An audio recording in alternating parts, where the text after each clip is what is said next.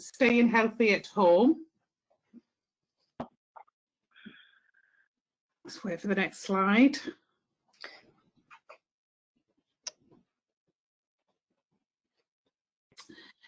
So this is the 5th webinar as part of a series that we're hosting for people to share and learn during this pandemic that we're in. This webinar will be recorded for others to be able to see it publicly. So anybody who's not managed to get online this morning will be able to see it, or you can share it and re-watch it. And this webinar is specifically about staying healthy at home. So how to participate, for those that have been on the webinar before, you'll be getting used to this. You can ask a verbal question, and to do this you can raise your hand on this button here. Hopefully it'll highlight in a minute. Oh. Right, it's not working, but that little hand button there, if you press on that, that will raise your hand and we'll be able to then come and unmute you, and you'll be able to answer your question live then on the webinar. Or if you don't want to speak live on the webinar, you can use this question box here, and you can submit a written question via the question panel, and I'll collate them for Steve and Matthew to be able to respond to.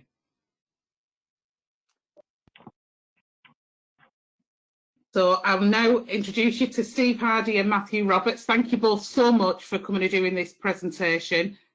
Steve is a practice development nurse at Oxley's NHS Foundation Trust, and Matthew is a postgrad occupational therapy student at Cardiff University. So thank you so much. Welcome. I will now mute myself and leave you to carry on. Okay. Thank you, everyone. It's really good to be here. And Matthew, you there? I am, yeah. Good morning, everyone. Cool. Okay. Next slide, please. Okay, so what we're going to talk about today, what is coronavirus or COVID-19? What are the symptoms and risks? You may be fully aware of this because it's always on the news, but it's a good reminder. What you can do to help yourself and others. Getting help from the statutory services. How to keep fit when at home. And keeping your mental health well, yeah, at home. Thinking about your good mental health and any questions. Next slide, please. Okay, so just before we start, we've got a little bit of an activity exercise for you all to do. Just over the next 4 or 5 minutes, can you think of a day recently where you were a bit low or down, and then write a timetable of activities that you did? If you have problems with writing, like me, then just tell someone, or you can think about it in your mind. Then think of a day when you got a lot of done. A day when you were in a more positive mood, yeah. Now write down a timetable of an activities that you did that day. And we'll ask for a volunteer towards the end of this presentation. Okay, so get going with that exercise just for the next 4 minutes. All right, Matthew. Hi.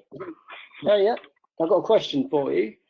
Yeah, I was really proud of you yesterday when I found out you're going to be a home care worker at Cardiff.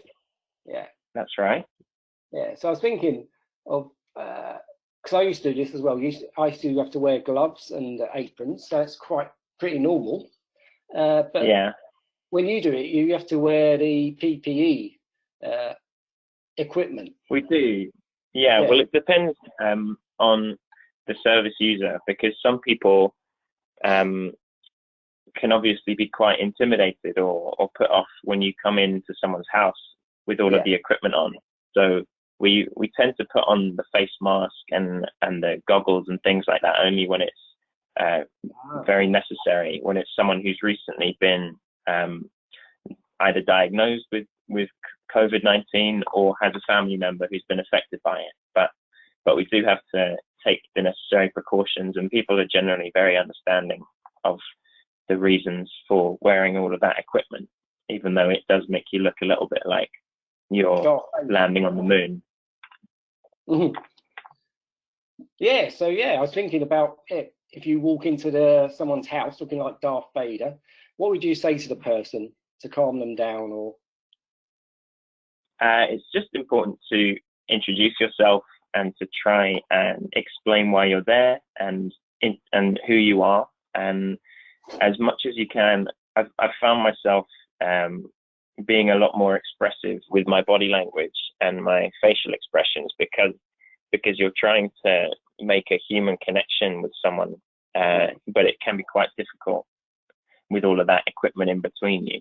But yeah, just trying to reassure them that you're there to help and trying to put them at ease as much as you possibly can. Cool, a good example of person-centeredness. Brilliant. Okay, can we move on to the next slide, please? Right, so I won't spend too much time on this, but the coronavirus, or COVID-19, it's a new virus. It's part of the coronavirus, well, I say family, but perhaps that's the wrong term. Also SARS and also the Ebola viruses that occurred over the last 10 years, but this one is really, really serious. It started in China. It affects your lungs. So your lungs become inflamed, and that's why you find it really difficult to breathe. There's no vaccine for it, although Bill Gates, the Microsoft inventor, he is at the very early stages of inventing vaccines. Hopefully, fingers crossed, he will come out with this pretty soon. Most people get mild symptoms. Over 80% people get mild symptoms, and some people don't even notice they've had it at all. But a small amount of people get seriously ill. So it's generally people who have existing health conditions like asthma, bronchitis, etc. You can catch it by coming in contact with other affected people. And it's quite easy how you catch it. Next slide, please. So the symptoms. All right, the 3 major symptoms you need to watch out for are a cough, a dry cough. So it's coming on pretty soon and you're coughing constantly. Also a fever, that's pretty common. So if you're able to take your temperature, that's really important. And also shortness of breath. So, having difficulty breathing, but also, just walking in your house and you're getting short of breath, that's a really, really important sign to watch out for. But other symptoms, and this doesn't occur to everybody, but other people have reported headaches, fatigue, sneezing. That's not necessarily happens in most cases. Diarrhea. I've heard some people with learning disabilities who've reported that. Yeah, and sore throat. But as I said, the most really, really important things to look out for are dry cough, a fever, and shortness of breath. Next slide, please. Okay. So how can we slow down the spread of this virus? So obviously we're all used to this, hopefully by now. So we need to all stay at home. No unnecessary journeys or social contact. So only leave the house for essential shopping or medication. You can also go out for exercise once a day. However, it's recently been announced that people with autism and or learning disabilities can go out 2 or 3 times a day. Hopefully your PA or your care worker, your key worker, etc., whatever you call them, they can back this up with a care plan. Traveling to and from work, only if absolutely necessary. Public gathering or more than 2 people are banned. And the police can enforce this, but hopefully we won't come to that point. Next slide, please. So this is really important. If it's often said that you need a 2-meter gap between you and another person, but you know, how do you measure the 2 meter? You know, so this picture actually demonstrates what is 2 meters between human beings. Yeah, so we need to actually stay 2 meters away from people outside. And also if we're introducing people into our home, at the door, etc., they need to be 2 meters away. So that's really, really important. Okay, so we have lots of problems with this where I work. So some of the things that we cannot do, I strongly say we cannot do this at all because they are closed. Restaurants. So often we have lots of trips to McDonald's for milkshakes, burgers, fries, etc. That is absolutely a no-go. It's closed. Also, Pizza Hut, you can't go there because that's closed. Nando's, that's closed. Burger King, that's closed. I'm trying to think of anything else. Sometimes your local fish and chip shops, they're still open because they can offer takeaway food, but you can't go into the restaurants where you actually have to sit in. Next slide, please. Sports venues. So this is a no-go as well. On the left-hand side, you see the temporary Arsenal manager just before the new appointment. So I've been to the Emirates quite a few times, and this is a high-risk place. So we're not allowed to gather in sports venues like the Emirates or Manchester United, Charlton Athletic, or even your local club. We cannot access them at the moment. Also, your local gyms. There's a gym opposite me over the other side of the river. Yeah, and that's absolutely a no-go. It's closed. Okay, next slide, please. Entertainment. Okay, so I can't remember where I got that slide picture from. The one on the left-hand corner. That's cinema. Because, you know, in a cinema, you actually only 1 foot, 2 feet away from the person next to you. So you will be actually at risk of either catching or spreading the virus. So that's an absolute no-go. Entertainment, musicians, concerts, etc. That's a no-go as well. I'm trying to think of any other entertainment type things. Bingo halls, that's a no-go. Oh, in Lewisham, where I work, we have a Lewisham Speaking Up group, an advocacy group.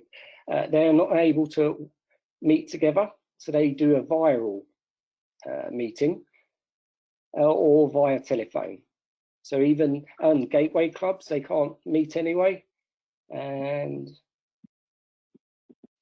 yeah, just trying to think of something else. Next slide, please. So places that are open. Okay. So on the left-hand side, you see the, I think these are the major supermarkets, like Lidl, Asda, Sainsbury's, Waitrose, Tesco, Aldi, and Morrison's. In all of these places, they are setting up, or they have already set up, some explicit shopping times for the elderly, the disabled, and also for people working for the NHS and local authorities, generally early in the morning. You need to queue up properly.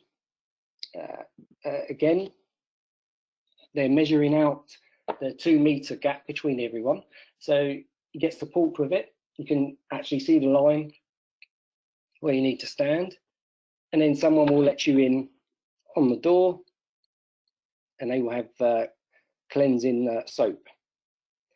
Also, you can access local shops, so your local cost cutter, Premier, yeah, that sort of thing. And also, most important, pharmacy. This is open.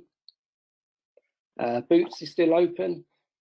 Lloyd's, plus over local pharmacies to pick up your medication. But again, these keep to the 2-meter rule, and they only let a certain amount of people in at a time, so you may have to wait. Next slide, please. So places you can go to. Right, so we've all been told again and again and again, you should stay at home unless necessary. That is so important. It's really difficult at a time, especially with Good Friday, Easter coming up, that you need to stay at home. But we'll go into that in a bit. You can go to the supermarkets and local shops, as we discussed. Yeah, supermarkets, there are signs that remind you to stay 2 meters away. And the supermarkets I've been to, they are really, really brilliant. Keeping everybody in control, telling the reasons why they're doing it, and also giving out their cleansing products that they have availability to. So you may have to queue up to the shops. This is the same for chemists. You can go out once a day for local exercise, but as we just mentioned, it's really important for people with autism and or learning disabilities that you can go out 2 or 3 times a day, but you need to speak to your PA, your key worker, your family, carers, etc., so they can back you up if contacted by the police, etc. But remember, this is for everybody. This isn't just for us. Everybody needs to follow these rules, and hopefully we will dampen this virus. Next slide, please. Right, really, really important. And I saw a meme, a sort of comical picture on the internet where it said, wash your hands 20 minutes, so many times a day. And then someone else said, well, haven't you been doing it forever? And I thought, oh, yeah, so hopefully this will, when we come out of this virus, we'll all be most cleanliness individuals ever. So we need to wash our hands for 20 seconds. So if you're going out, when you're coming back in, or when you're going to the supermarket, etc., it doesn't mean how many times you wash your hands. It's so important that you do this. If you've got a cough, you need to use a tissue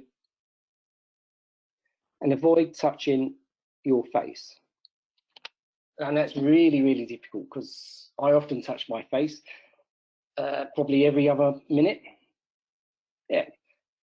So, yeah, you need to avoid touching your face, especially if you're going outside the house. You need to wash your hands before you actually touch your face. It sounds really simple, but we need to be reminded of these things. Next slide, please. All right, so help you can get. The most important one there is the 111 NHS. So you can call 111. It may take a little while to get through, but they will answer your call as soon as possible. Also, you can also email them or go online They have absolutely tons of brilliant advice on the 111 website. So it will tell you what to do if you have symptoms.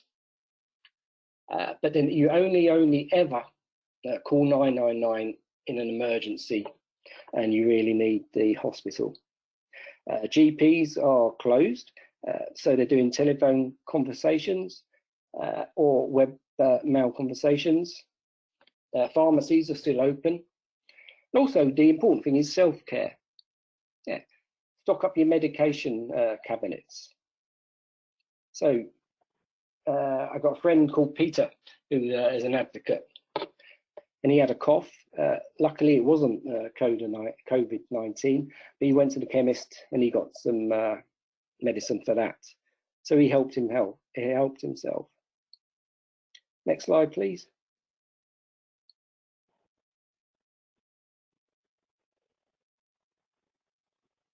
Right, so I think this is the most really important slide.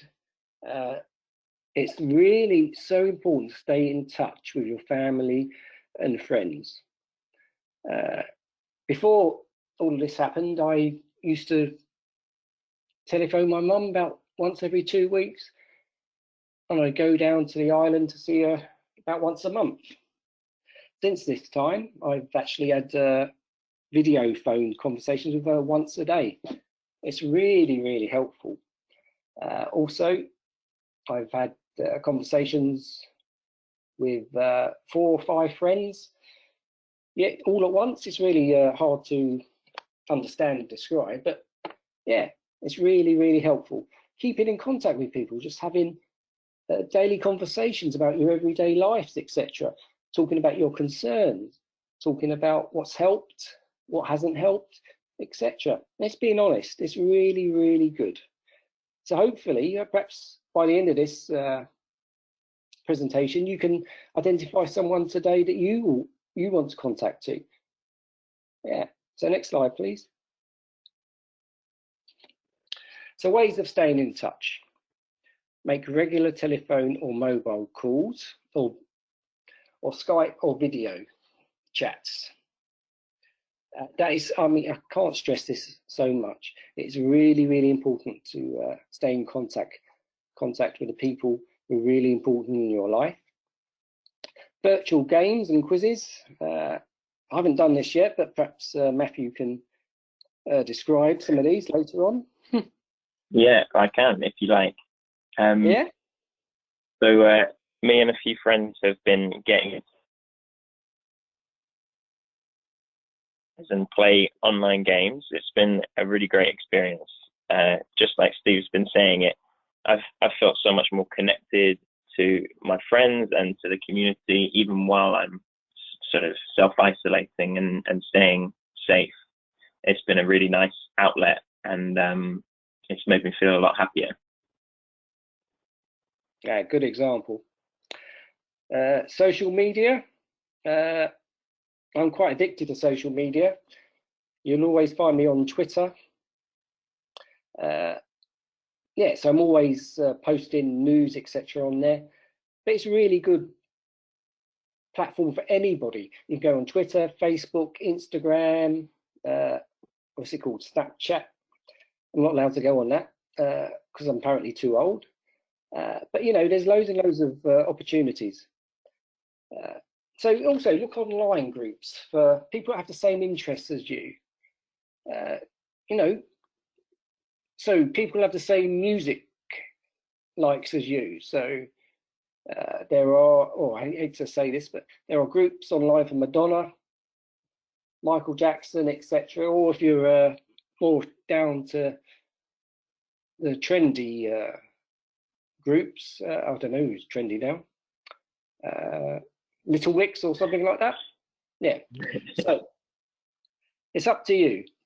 Also, if you do horse riding, painting rainbows, etc., there's loads of groups on this all over the web. Talk to your neighbours over the fence. Yeah, no, do you know, I've known the neighbour to my left-hand side He's a lovely man, but he's quite a sort of bloke. But on my right-hand side, I've never met them ever, and I've lived here for 2.5 years. So today I'm going to actually go out and make sure I speak to him. Perhaps he doesn't want to speak to me, but I'm going to try. Write an email to your friends. And also, you need to make time at least once a day to stay in contact.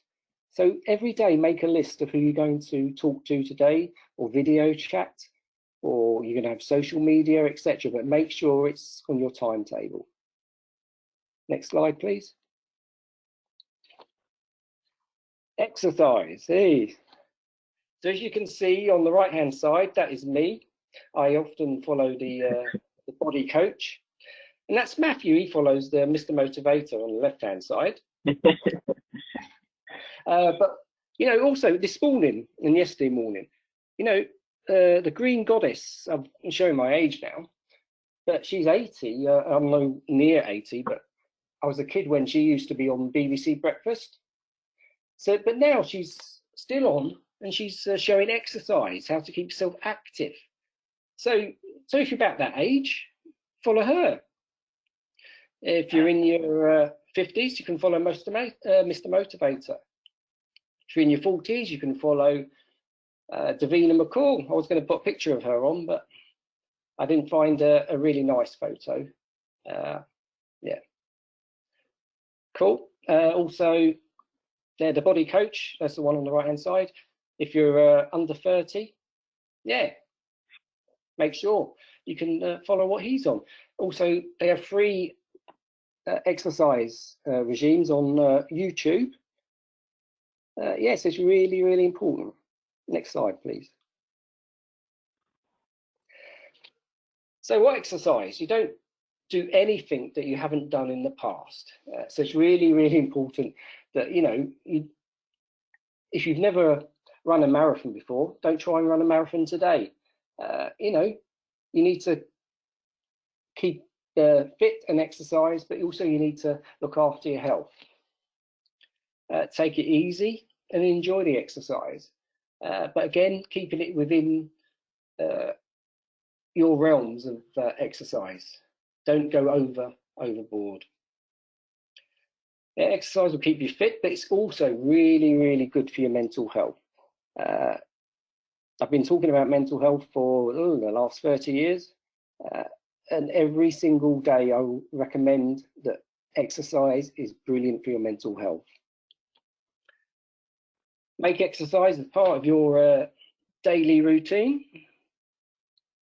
Yeah, make it a timetabled activity. So every morning or every afternoon, etc.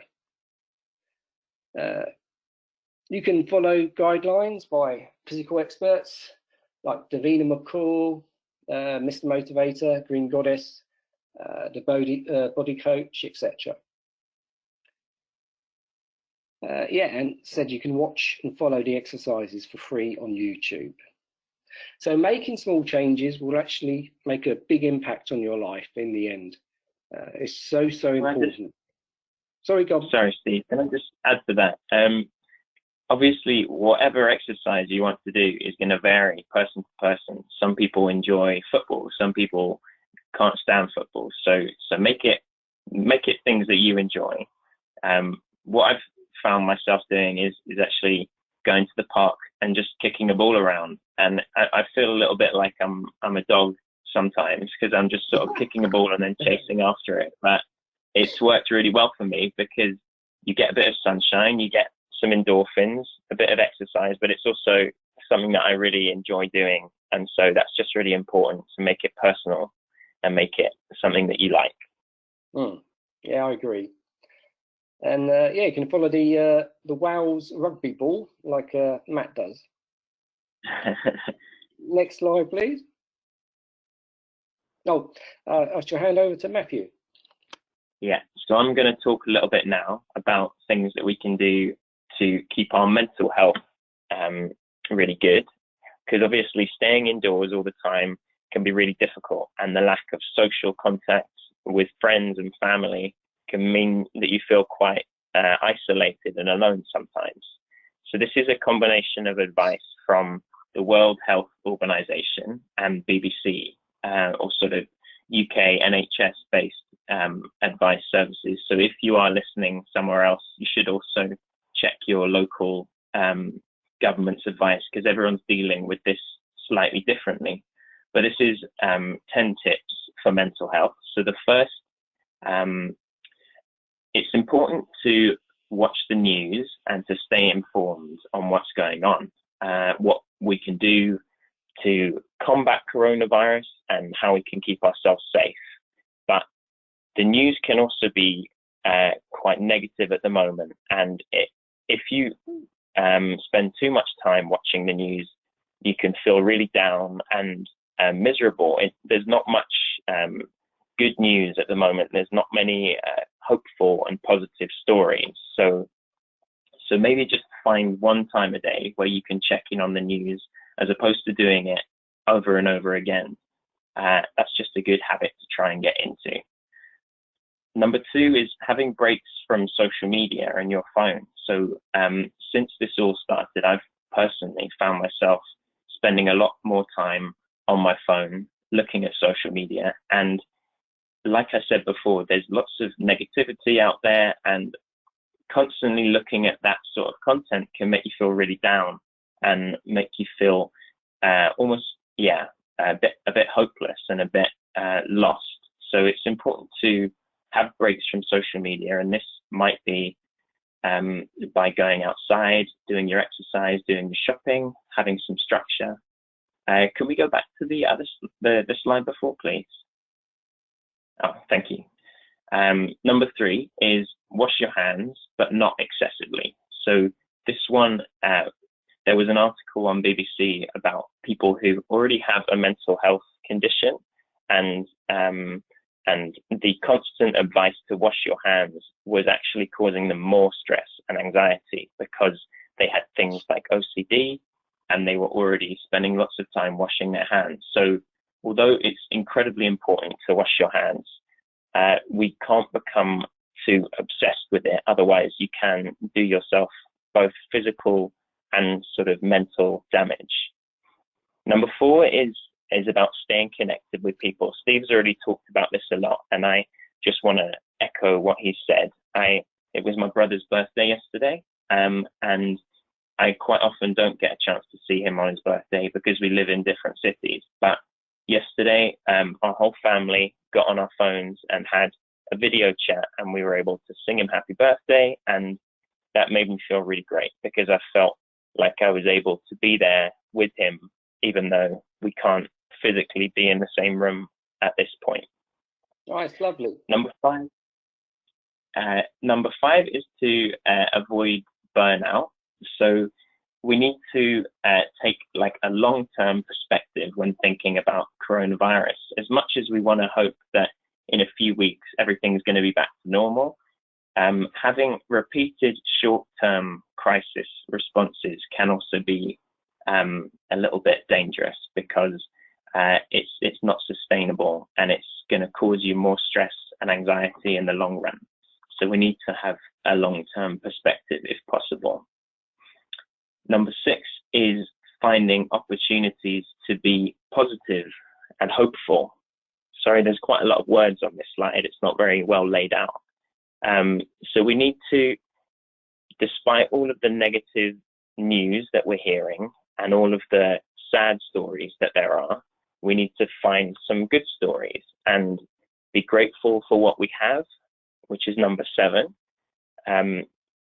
Like Steve was saying, he's spending more time speaking with his mum. I'm spending more time contacting relatives and friends in this country and in different countries. I've been really amazed at people helping out their neighbors who can't get to the shops. And so we need to be positive and appreciate what we have. Number 8, which we're going to talk about a little bit more later on, is about getting some structure and routine into your life, which has lots of different benefits and can massively help your mental health, because we know what's coming and it's predictable, and it can also have lots of other benefits that we're going to discuss a bit later on. Number 9 is remaining active. So like we said, that's not just good for your body, it's also good for your mind. Remaining active releases endorphins, which are chemicals in the brain, which make you feel happier. And being out in the sun, exercising, has made me feel a lot better. So I would say that's a really important thing to do for your mental health. And number 10, it's incredibly important to plan ahead with things like buying food, making sure your medication is in order, but it's really important that we don't buy too much because some of the supermarkets are struggling because people are buying too much. And I've seen lots of very moving videos on social media of nurses and doctors who aren't able to get food because people are panicking and they're buying everything that they can get their hands on. So it's important to plan ahead, but it's also important to think about other people and to realize that they also need that food. Next slide, please.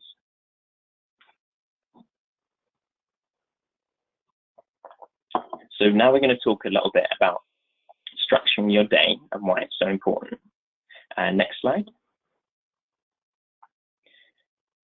So there's been lots of research into the benefits of having structure and routine. And the first of these is that it actually manages to keep you healthier, both in your mind and in your body. So we were saying earlier that it's really good to have structured exercise throughout the day. So maybe in the morning to help you get up and make you feel a bit more alive and awake. And the structure can help you plan that exercise, but also give yourself times to relax and times to work. So having that visual guide to break down the different things that you want to do can be really helpful in terms of staying healthy. It can also make you more productive. That's particularly relevant for me at the moment. I'm a student, and so I have revision to do and exams to prepare for. And if I weren't able to have a daily structure and routine, I would find it really difficult because we're not having our usual seminars, we're not having our usual lectures. I'm having to do a lot more for myself, and having a daily structure is enabling me to do this. It can also help you achieve both big and small goals. So there's lots of things that I've been putting off for months that I've actually been able to achieve in the last few weeks because you had a little bit more time.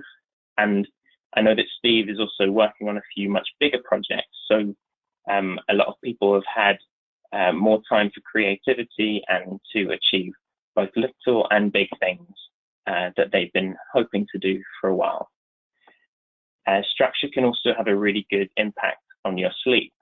So if you're not getting very much done, if you don't have a good balance, then you can sometimes find it really difficult to sleep, especially if you're not leaving the house very much.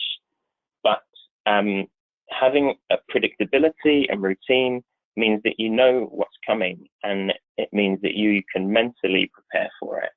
And it will also help the next point, which is remaining calm. So structure enables you to relax because you know what you're trying to achieve on a certain day, and you know that if you don't manage it, then there's always tomorrow. That's another really important thing about structure. The word has some quite bad connotations. Some people might associate it with school or with work, where you have to do things at a certain time.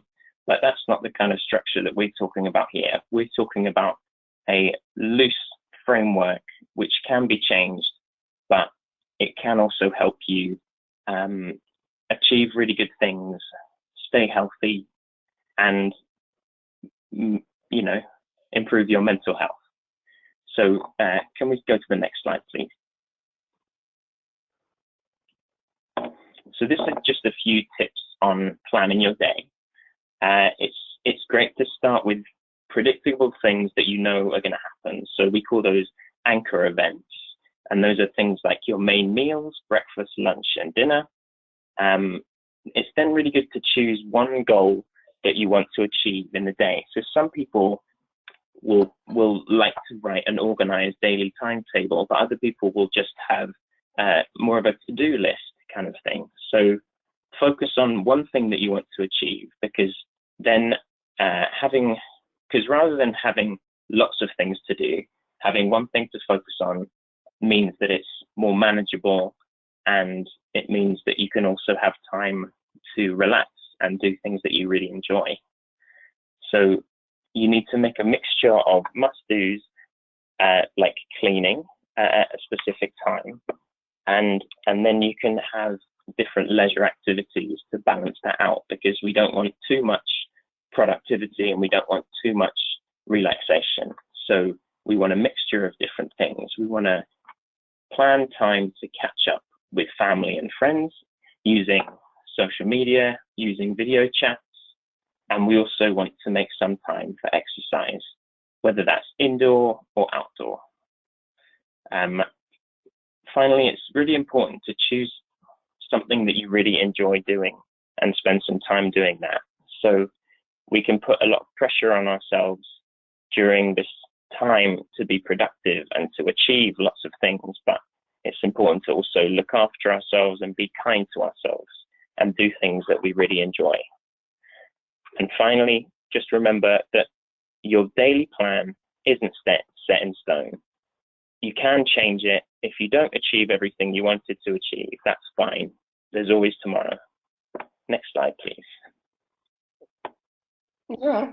So this is a photo of Steve when he was trying out all of the protective equipment, and it just made me think that the point we were talking about earlier. So when you're wearing lots of equipment, it can be quite intimidating and scary, and that can amplify anxiety or make you feel nervous. But it's important to recognize that under all of the plastic and the protective equipment is just a person who really wants to help you. And so try and not be intimidated and worried by all of the equipment, but be reassured and be hopeful that there's people out there who want to keep you safe and healthy. Next slide, please. So thank you very much for listening. We're nearly at the end of our presentation here, but before we take some questions, we just wanted to ask, there was an activity at the beginning where we asked people to write down a timetable of a day where they didn't get very much done and they were a bit low, and then the timetable of a day where they got lots done and it was a really good day. We'd like a volunteer, if possible, to share their timetables, and then we'll do some questions at the end. So is anyone willing to share their timetables with us? I'm just looking now to see if there's anybody putting their hand up to share that. I know that Faye said that herself and a few friends have a WhatsApp group together and check in on each other every day. And she also said she found reading was a good escape. Oh, cool. That's great. Like we were saying, it's very personal. Different people will have different strategies, and so if you know what works for you, then do that. It's not one size fits all. We're all different. Exactly. So I'll volunteer until somebody else raises their hand. Okay, great. So a day when I was really low, there was very, very little activity. I pretty much stayed in leisure clothes, so very easy clothes, t-shirts and sweatpants and slippers. I slept a lot, so I overslept in the morning, but I also then felt tired all day, so kept going back for naps. I made very, very simple food, easy to make food as part of my routine and activity that day. So nothing that took a lot of energy, or so very sort of really simple, basic, easy to make. And then basically the activity I did was sort of only what I thought was absolutely essential.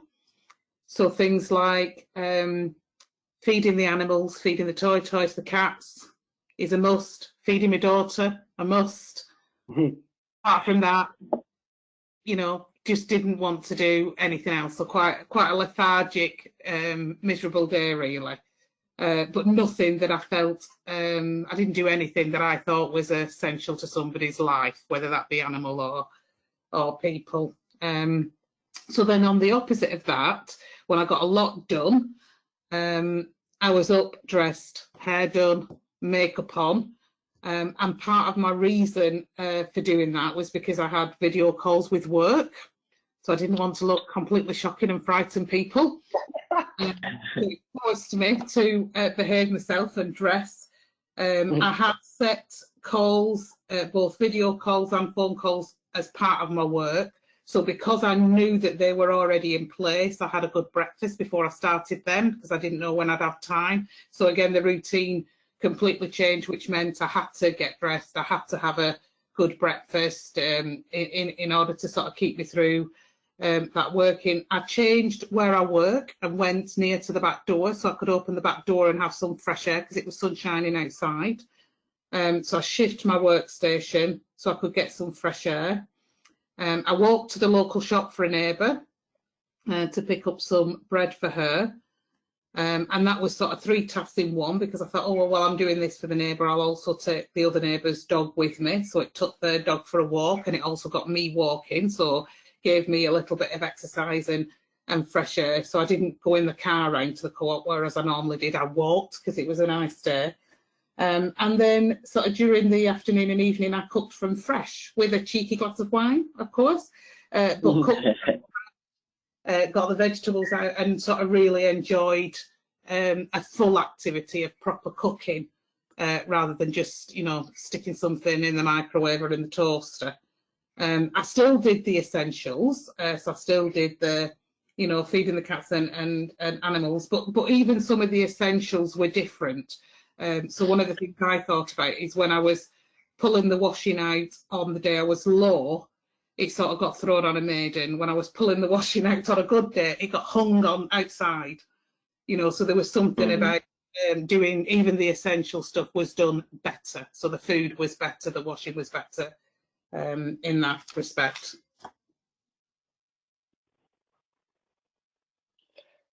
Sounds like a brilliant day, the second one. Yes. Yeah. Yay. That's a really great example. Thank you. Those 2 days really couldn't have been much more different. I just wanted those who haven't been able to share their daily diaries with us just to ask themselves a few questions. I was just going to say, have a look at your bad day, your day that you were a bit low, and ask yourself, does it have structure? Have you got any social interaction or communication with other people in that low day? Have you done any exercise? And is there a balance between leisure and like productive activities? And did you achieve any goals that you really wanted to on that day? Gaynor, could you just go back to those questions? Is somebody just asking online whether we could go back to what the exercise asked us to do, so that people can just think about that?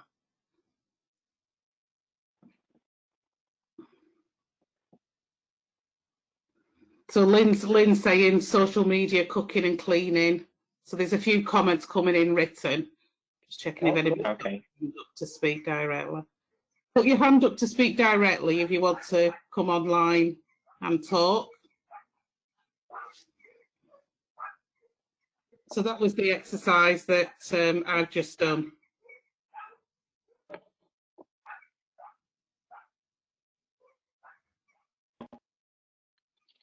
Yeah, so are you happy to take some comments? Yeah, sure. Yeah, so this is Jane. Hi, Jane. Hi. Hi, Jane. Yeah. Hello. Hi. So I just actually put on there that on the notes that I've actually managed to clean my oven, which I've been putting off for months. And now it's sparkling.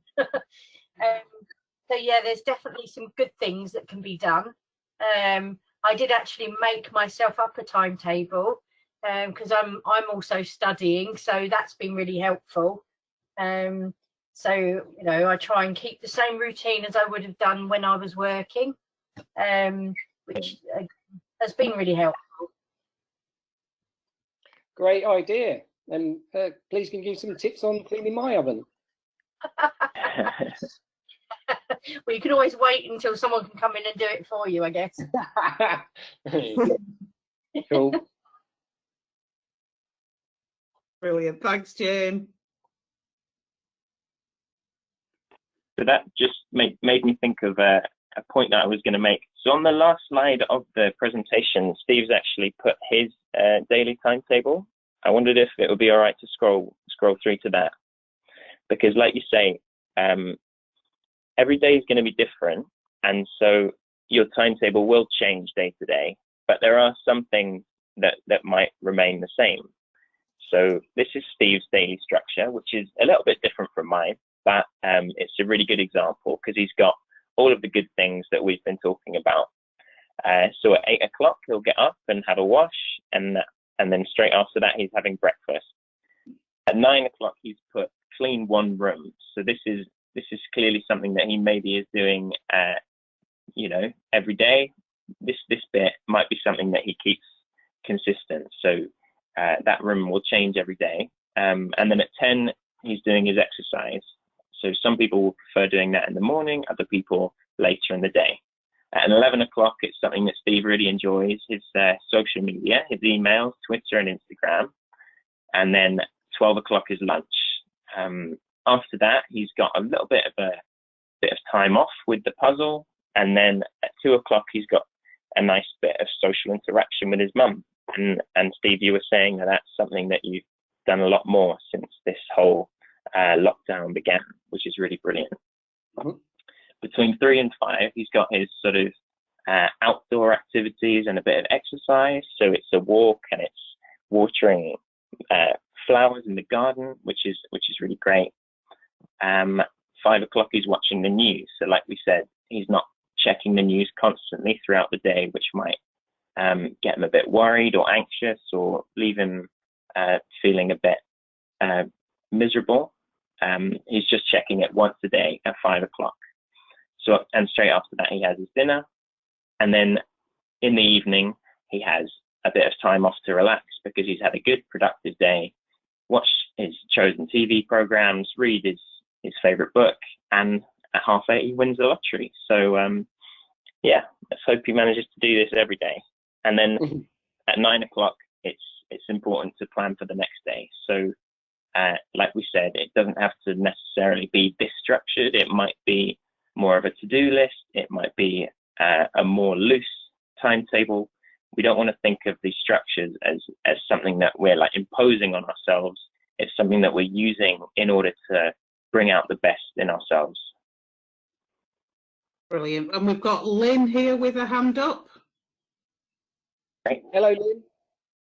Hi, Lynn. Hi, Hello. everyone. How are you? Can you hear me?